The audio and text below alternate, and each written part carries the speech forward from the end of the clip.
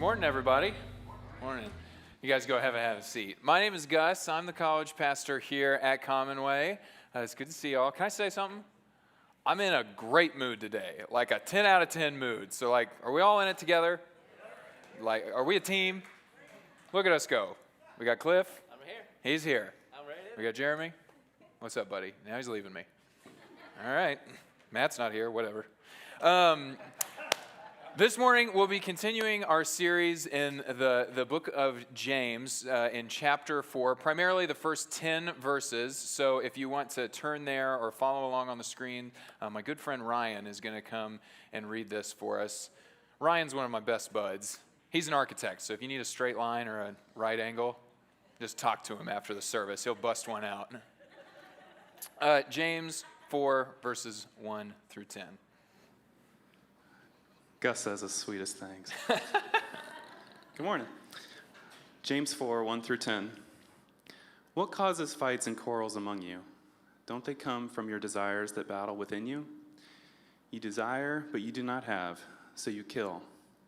You covet, but you cannot get what you want, so you quarrel and fight. You do not have because you do not ask God. When you ask, you do not receive because you ask with wrong motives, that you may spend what you get on your pleasures.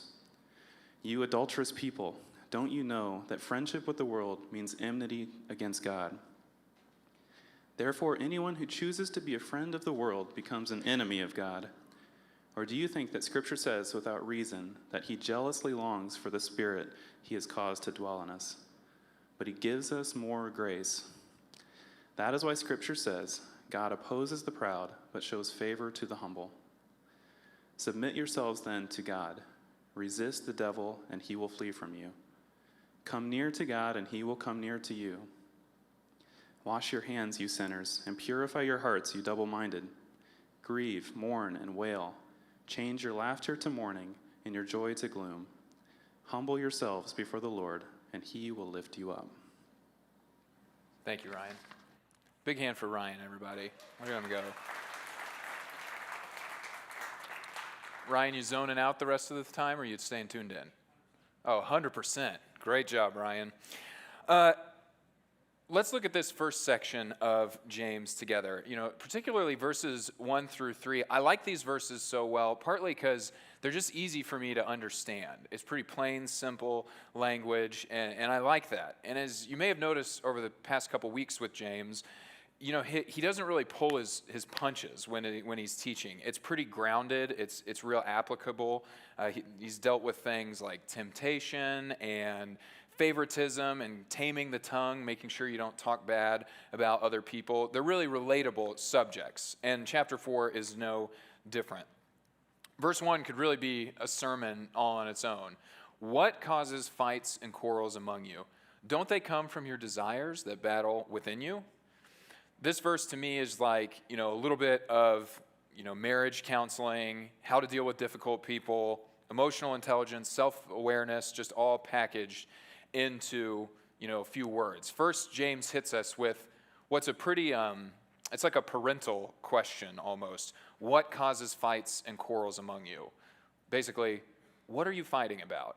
I had an older sister who we argued all the time. It was like purring to us. It was like how you knew we were awake, was that we were arguing with each other. And I can remember many times, your parents come into the room to kind of bust up an argument, and one of the first things they say is, what are you fighting about? What could possibly be going on? And most of the time it was something, really small that had kind of turned into something huge. I can remember, I'm a snacker. I am now, and I always have been.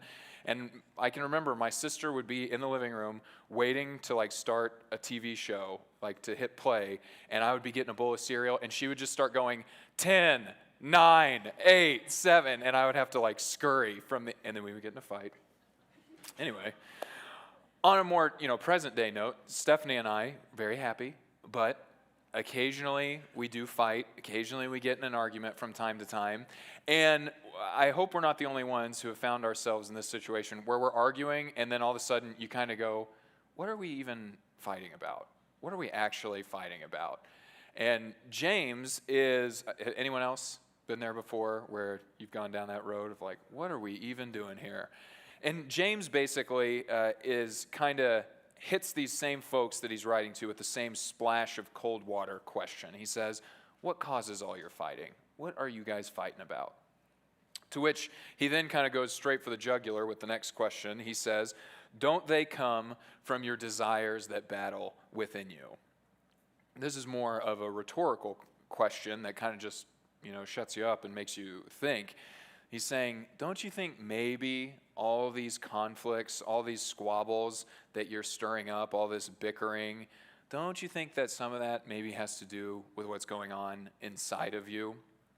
Could it be that you're grumpy and fighting because you're just not getting what you want, because you're just not satisfied, so now you're fighting with other folks? Quick disclaimer here. What James is writing about and what we're talking about today is not like fighting against like an injustice or fighting against an oppression. That is fighting that should be done. That's a fight worth fighting, and is not like, oh, I just got to deal with this on the inside. He's talking about like petty squabbles, kind of infighting and grumbling type stuff. So that's what we're talking about today. And deep down, I know that for me, most of the time, what James is talking about is totally the case. That really, whatever little aggression I find myself in the middle of on the outside is due to some conflict that I've got going on in the inside. Exhibit A, I'm perfectly capable of being totally on my own, no one else with me, like in my car or something like that, on a perfectly good day, just driving along. But in my head, I am in like a red hot argument with someone who I haven't seen for like 2 years. And I'm just like really giving them a piece of my mind over something they maybe could have said. And anyone else? Just me? I'm just a crazy person. No, we all do that, where I'm just arguing with these people. And you start to realize pretty quickly, and what James is getting at is, maybe it's not everybody else's tune that's the problem. Maybe you've got some deep-seated dissatisfaction that is problematic, and it's causing you to lash out. James essentially repeats himself in the next few verses, saying, you want something, but you don't get it. You kill and covet, but you cannot have what you want. You quarrel and fight. He says this over and over. And this alone is pretty convicting. Just what he said so far, that, why are you doing this fighting? Isn't it because of the desires going on in you? That's convicting, to have to come to grips with the fact that all this stuff around me might not actually be the main problem, but the bigger issue might be some unresolved stuff that I have going on. But James takes it a level deeper when he says, you do not have because you do not ask God. And when you ask, you do not receive because you ask with the wrong motives, that you may spend what you get on your pleasure. What James is doing is he's identifying the real root issue. It's easy for me to go like, this person's difficult, and this person caused me this, and they kind of gave me a look. And James says, no. Isn't the real problem these desires that are battling within you? And even deeper than that, you don't go to God, and when you do, your priorities are kind of backwards. You're there for your sake. You're there to say, hey, God, could you help me get this, please? And James goes on to say, you're getting a little too friendly with the way the world does things. You're getting too comfortable with that. You need to take a real step back, humble yourself, come near to God, and he'll come near to you, just like Ryan read earlier. Humble yourself, and God will lift you up. In short, in James' passage, he's identifying, a problem and then offering us a little bit of a solution. The first part is the problem, and that is that basically your desires are unsatisfied. What's causing all these quarrels, what's causing all this fighting, is that you have some desire way deep down, some deep-rooted dissatisfaction. And secondly, the sort of solution that James offers to us is to humble ourselves before God and be satisfied in him. After he points out, all this desire kind of battling that's going on, this way we become friends with the world, he finally gives us a glimpse into maybe how we can resolve that. Come near to God, and he will come near to you. Humble yourself. And we're going to kind of look at these two parts. First, this problem, and then a look at how James offers us a solution. So first, our desires are unsatisfied. And James harps on this point a little bit, that what's causing trouble is not what's going on out here, it's what's going on with these constantly unmet desires that I've got, that inevitably we want something, but we don't get it. Oscar Wilde pretty famously said, there are only two tragedies in life. One is not getting what you want. The other is getting it. Which is like, oh, okay, I see what you did there. And what the heck does that mean, Oscar? Well, the first part is obvious. It feels like a tragedy when we don't get what we want. When we think, oh, I was going to be this or I was going to be that. I was going to be all these things and it doesn't happen, so I feel unfulfilled. But it's that second tragedy that is intriguing. The tragedy of getting what you want. How does that work? Why would it be a problem if I got everything I wanted? Well, what Oscar is getting at is this. If you think, getting what you want will make you happy, unfortunately, you're kind of kidding yourself. Basically, he's saying that, when you get everything you want, your job, your family, your house, the city you live in, all lined up, do you think that you'll actually be getting everything that you want? Or do you think somehow another round of wants or desires will pop up? That even when you finally get to whatever that next level is, the second tragedy is going to arrive, and there's still going to be something in you that's not satisfied. Jim Carrey, who at one point was the highest paid actor in Hollywood a while back, he gave a pretty interesting quote in an interview.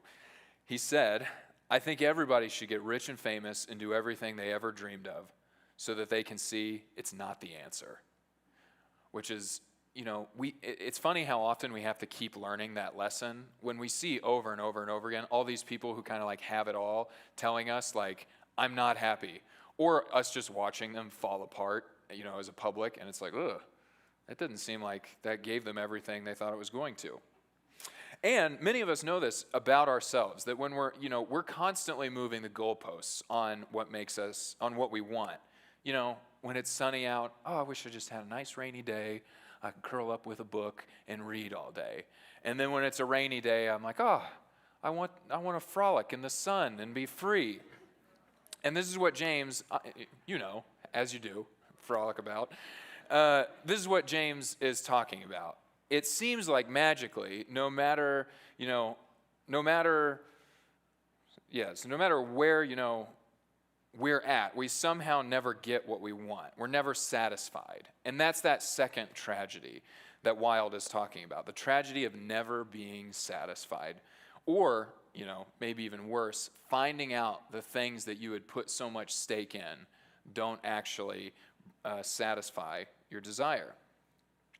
Jesus says it this way in Matthew 11. This is one of my favorite passages. The whole chapter is great. To what can I compare this generation? They are like children sitting in the marketplaces and calling out to others. We played the pipe for you, and you did not dance. We sang a dirge, and you did not mourn. For John came, neither eating nor drinking, and they say, he has a demon. And the Son of Man came eating and drinking, and they say, well, he is a glutton and a drunkard, a friend of tax collectors and sinners. In this passage, Jesus is a little frustrated by this crowd of followers that he's got around him. And he's saying to them, sometimes it feels like you guys are kind of like little kids who are throwing a fit. That's what he's talking about at the beginning. To what shall I compare this generation? A child calling out, we played a pipe for you and you did not dance. We sang a dirge and you did not mourn. And what Jesus is alluding to is something we've all probably seen at some point or another, which is, a child's propensity for when they're in the right mood, they will throw a fit no matter what the circumstances. We've all probably been to some like nephew's, 4th birthday party, and everyone's there, and there's presents and cake and ice cream and family and friends, and somehow a fit still manages to get thrown.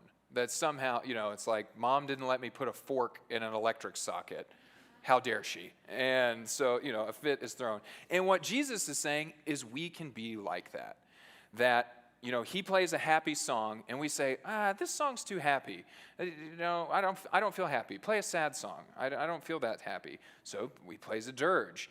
And then we say, oh my gosh, too sad. I don't want to be this sad. This is gloomy. Play a happy song. And Jesus, he has this frustration, and he uses this example because of the way he and John the Baptist were both received.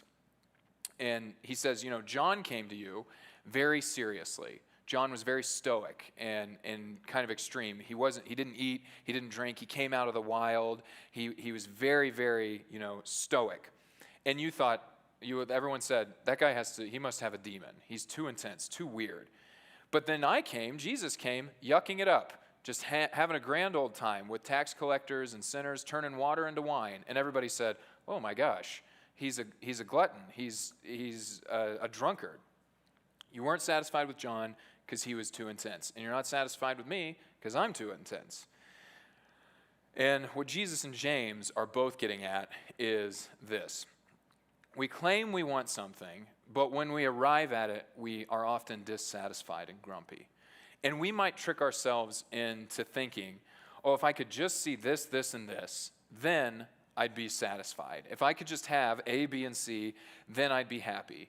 And what Jesus says is, trust me, I know you, and sometimes you're like a kid throwing a fit. I played this tune, and you didn't like it. So I played a different tune, and you didn't like that either.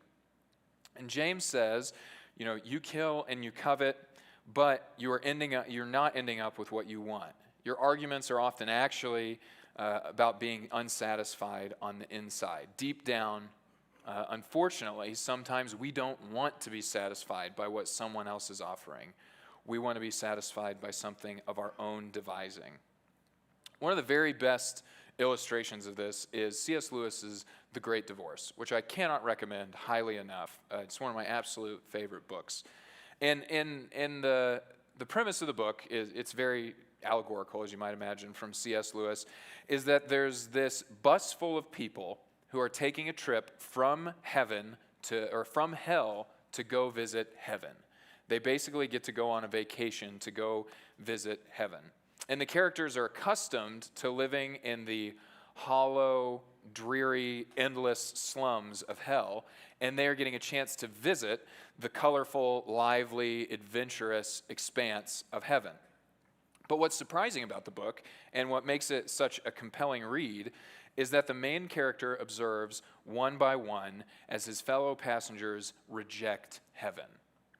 They find out it's not quite what they thought it would be. They find out that the value system of heaven doesn't exactly line up perfectly with theirs, or they don't like the company that they find there, or the reception they were given wasn't quite up to snuff. So they decide they're not satisfied with heaven, and that they load back up on the bus and go back to hell, where they're more comfortable and things are the way they ought to be according to them. And what Lewis is getting at is that there might be some of us who arrive at the presence of God and say, you got anything else? Could I see a little more? Could we make some adjustments around here before I commit? At one point, the protagonist kind of meets this guide that he's been given, who warns him about all the good, proper, religious people who have rejected heaven before him. He warns him that you have to actually want the presence of God, not just like a distant association.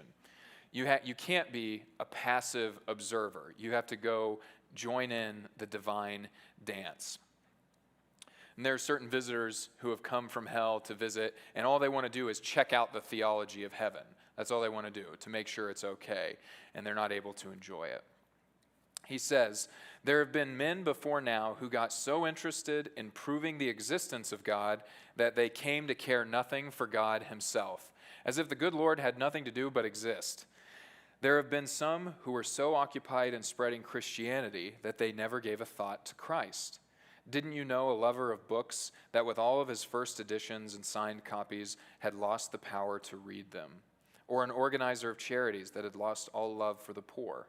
It is the subtlest of snares, and it is nearer to you than you think.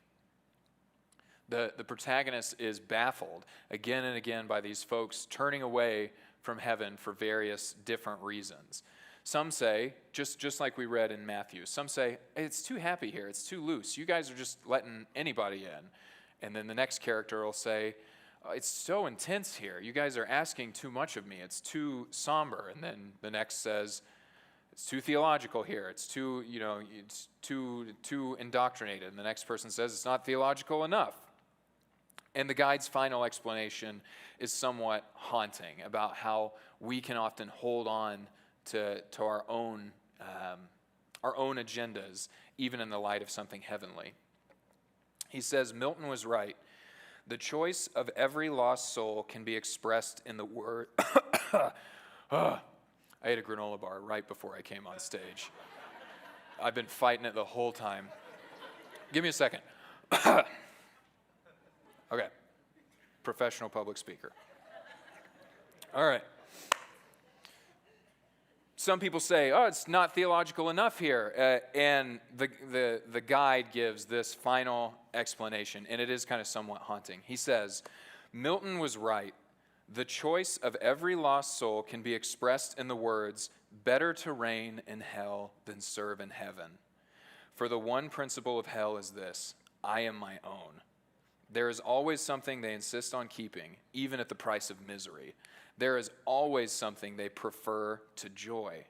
You see it easily enough in a spoiled child that would sooner miss its play and its supper than say it was sorry and be friends. You call it the sulks in a child, but in an adult life, we have 100 fine names for it. Wrath and grandeur, revenge and injured merit, and self-respect and tragic greatness, and just plain proper pride.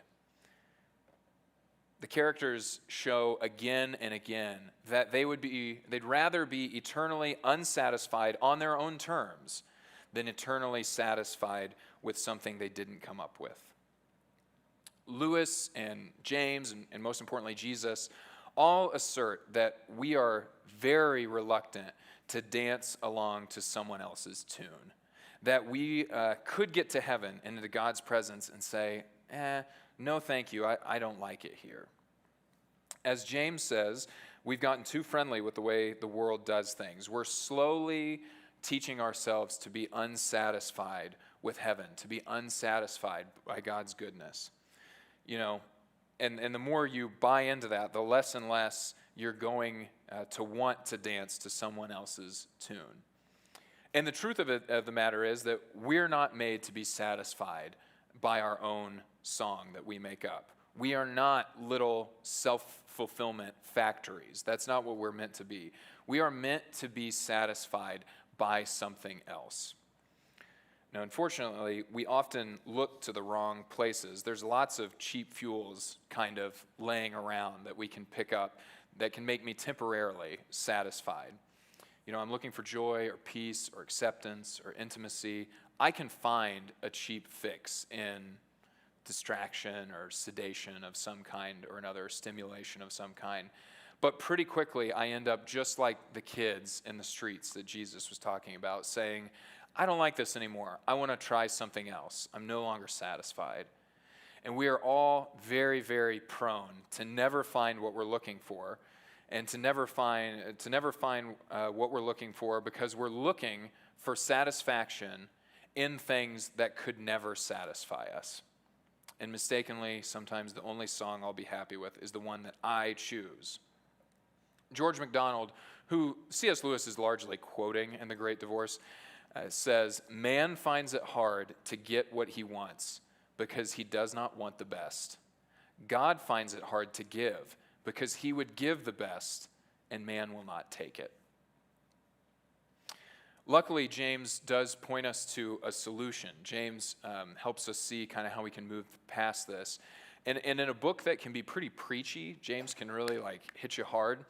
He offers us a breath of fresh air. After saying, you guys never get what you want. You look for all these things, but you don't find them. You're trying to be satisfied in all the wrong places. You're becoming too friendly with the way the world does things. James says, but he gives us more grace. That is why Scripture says, God opposes the proud, but shows favor to the humble. Submit yourselves then to God. Resist the devil, and he will flee from you. Come near to God, and he will come near to you. Humble yourselves before the Lord, and he will lift you up. which brings us kind of to James's solution that he presents, which is to humble yourself before God. Be satisfied in him. You know, if you read The Great Divorce, it can be almost frustrating to get to the end of each character's story, and by the end you're kind of just going like, oh my gosh, why would you not just kind of give up what you're doing and just lay it all down, man? Just like surrender this thing you're holding on to. Don't you know what you're missing out on? You could finally be home if you would just give it up. Don't get so hung up on yourself. And a few times in the gospel, Jesus encounters people who are kind of similarly a little too caught up in their own things to make room for him. And you kind of just want to pull your hair out when you read about like Martha or the rich young man. You think, how could they miss out on what's right in front of them? Just come on, like get over yourself. Hang out with Jesus. He's right there. How could you miss it? Don't be proud. Don't worry about all that other stuff. It doesn't even matter. He's right there. And sometimes it's easy for me to say that about, fictional characters in an allegory or characters in the Bible from a long time ago. But the truth is that, I imagine if I were to zoom way out on my life, or if I were to, look back at my life, I am sure that there'd be a part of me that's saying, Gus, what are you thinking, man? You've heard the good news of Jesus. You've said you believe that God will satisfy you. Why are you looking at all these other places? Just give them up. Don't try to big time God. You look stupid. Like, just set down your pride. It's like, settle down.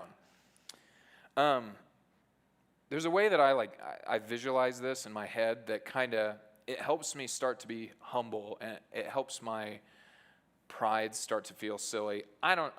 It's hard for me to communicate. I hope this makes sense to everybody. Imagine I'm at the beach. I'm going to visit the ocean. And I get to my hotel and I buy a postcard like this one, just some rinky-dink postcard. And I think, okay, this is great. I got my postcard. And I think, I really want to experience the ocean. And I go to my hotel room and I record like myself making ocean sounds and like gulls calling and stuff like that. And I put in earbuds and I listen to this recording of myself making ocean sounds. And I go out to the beach and I stand with the water behind me and I look at my postcard and I listen to my ocean sounds and I'm like, oh yeah, this is what it's all about. Really soaking up the beach. Really loving it. And you all saw me there and I'm there looking at my postcard and I go, hey, check it out. Isn't this great? Isn't the beach awesome? And behind me is this. And you're going, Gus, you dummy, what are you talking about? Set down your stupid, whatever it is that you've constructed, that is not the real thing. Turn around. Look at what's right behind you. Look at the real thing and how satisfying it is. Just stop with your little thing that you've got going. Look at what's behind you. I have to imagine sometimes that's what my pride looks like from God's perspective, where I've got some little thing and I'm like, oh yeah, this is what it's all about. And God's going, look at what I'm right here. Be satisfied in me. It's not that, your humility, I think sometimes our pride starts to look silly, basically, is what I'm trying to say. Our pride starts to look like nonsense. And James gives us, an out to all of our dissatisfaction through humility. He says there's a way to avoid battling battling your desires inside. He said you've seen it. You know what can satisfy you. You've seen God's goodness. Just humble yourself. It can be kind of gloomy, but I actually like verses 9 and 10, where James says, grieve, mourn, and wail. Change your laughter to mourning and your joy to gloom. Humble yourselves before the Lord, and he will lift you up. Eugene Peterson says it this way, get down on your knees before the master. It's the only way you'll get on your feet. It's a hard way of saying, get down low. Now is not the time to go tooting your own horn. Be appropriately small. Now's not the time to, throw yourself a parade. And James goes on in the rest of the chapter. He introduces humility in the passage we read, and he goes on to say, don't talk bad about other people. Don't boast about tomorrow. Be humble. And like I said, I think when I'm practicing humility, really practicing humility in a natural way, I think boasting and talking bad about other people starts to seem kind of silly. When I'm in the offices on like a normal day, it might be easy for me to like accidentally start like boasting about myself and like talking about something I got going on. Or it might be easy for me to like talk bad about someone if I'm out with my friends. It's just kind of easy to fall into that habit. But to use my illustration from before, if me and Cliff are standing at the ocean together, just like soaking it in, as we often do, and we're just hanging out there, just kind of contemplating, looking at the ocean, you know, feeling humbled. And in that moment I say, can you believe what a dingus Jeremy is? What a dummy. It would feel absurd to like, let's go to the ocean and gossip about other people. Or if I were to say, I can do 100 push-ups. How about that? It would be like, what are you talking about? Like, this is the dumbest thing I've ever heard. We're in front of the ocean. I think that's what humility in the presence of God is like. Our pride starts to seem nonsensical. The first step to us satisfying all our desires battling in us is to come before God and to go, okay, I'm pretty small. Okay, I think it's appropriate for me to be humble for a minute. Tozer writes it this way: Jesus calls us to rest.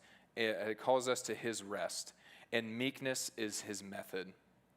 The meek man cares not at all who is greater than he, for he has long ago decided that the esteem of the world is not worth the effort. As far as being satisfied with God goes, we were saying, be humble and be satisfied by God.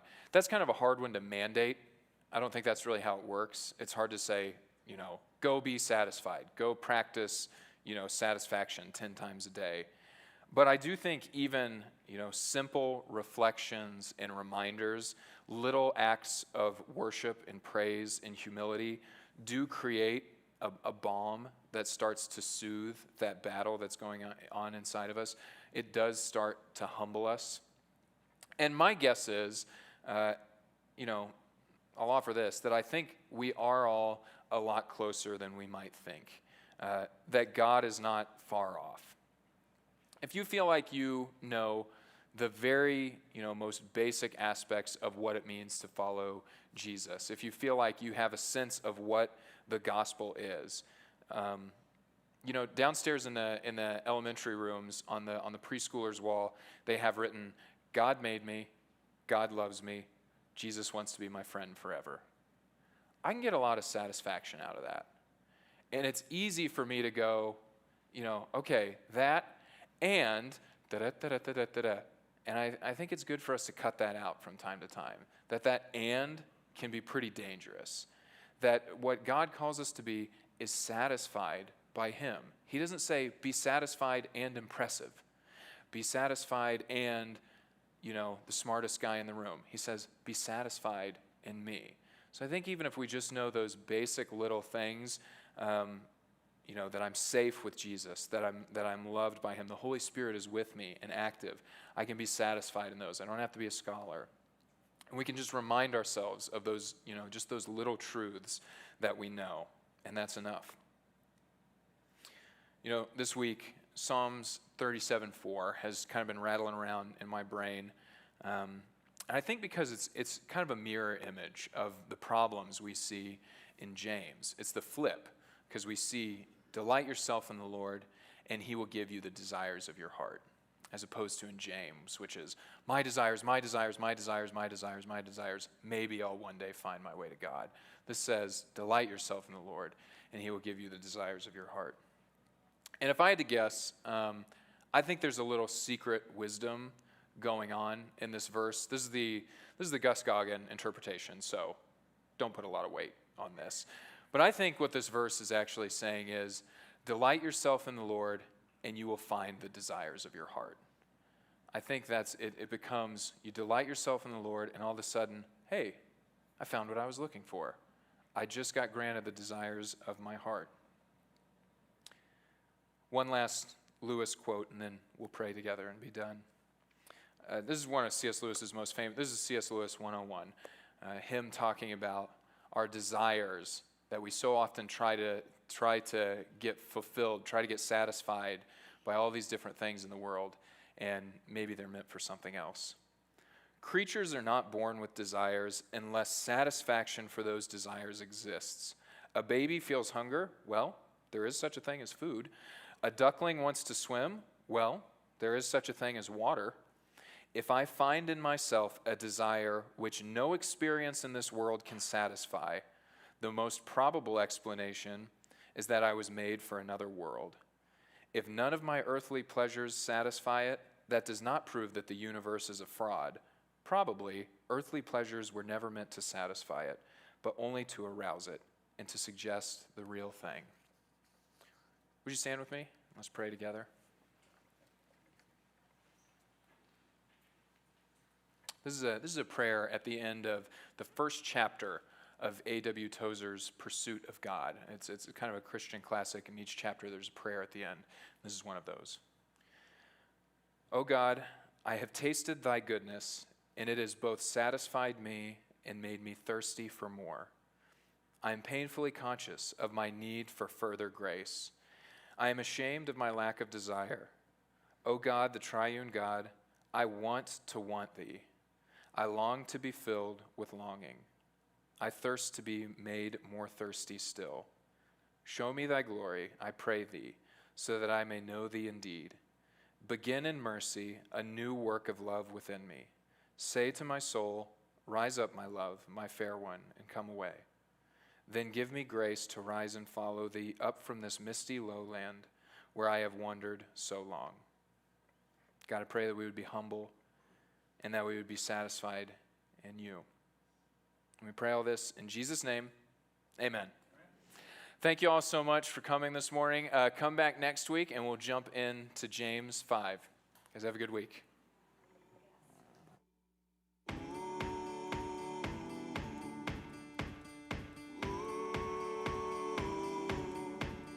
Bring your tithe and bring your shame.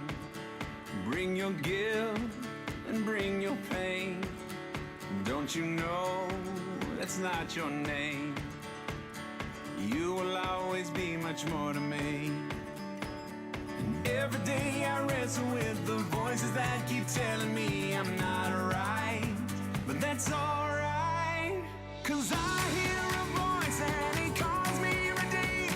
When others say I'll never be enough. And greater is the one living inside of me than he who is living in the world. In the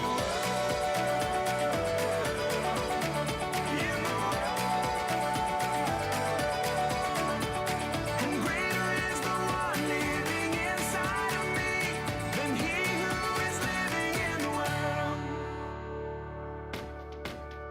Bring your doubt